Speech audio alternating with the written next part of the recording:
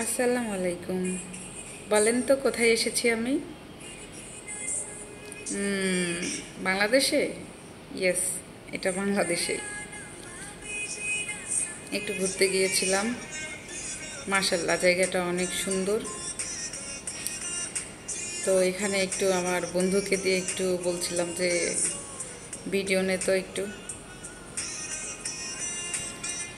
জায়গাটা আমার খুব ভালো লেগেছে, আপনারাও যেতে পারেন। এই যে আমার পছন্দের জায়গা চলে এসেছে। এগুলা হচ্ছে কাকাতুয়া, আর সামনে ছিল হচ্ছে বাজিগার। আমার বাসায়ও একটা বাজিগার আছে। তো এখানে অনেক কালারফুল দেখে ভালো লাগতেছিল। আমার তো একটা কালার, এখানে অনেকগুলো মাল্টি কালার ছিল। আমি আমার ফ্রেন্ডকে ওইটাই বলতেছিলাম যে দেখো এখানে যে পাখিগুলো আছে আমার তো শুধু একটা। এরপরে এখানে যে লাইটিং ট্রিগুলো ছিল এখানে গিয়ে একটু রং ঢং করতেছিলাম আর কি। আর বেসিক জিনিস, আমি তো আসলে ওই রকম কিছু পারি না, শুধু একটু হাঁটাহাঁটি আর ঘোরাঘুরি, এটা ছাড়া আসলে আমার আর পোজ দেওয়ার কিছু নাই। বাট এই যে এই জায়গাটা, হ্যাঁ, এই পানিপথ রেস্টুরেন্টের সামনে, ও মাই গড, এত সুন্দর, অনেক সুন্দর, অনেক সুন্দর। এই যে সুইমিং পুলে, আল্লাহ।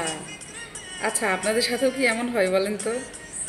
যেখানেই আমি যাব, কেমন জানি বাচ্চাদের সাথে আমার একটা কানেক্টিভিটি হয়ে যায়।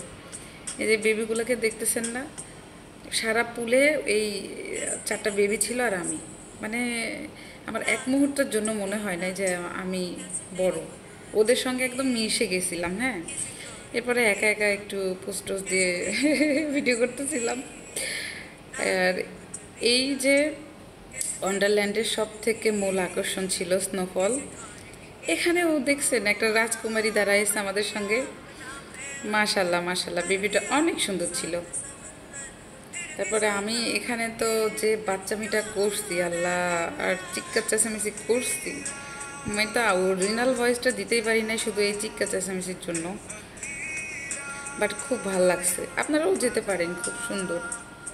এটা হচ্ছে ইউআইইউ ক্যাম্পাসের পেছনে, খুব ইজি।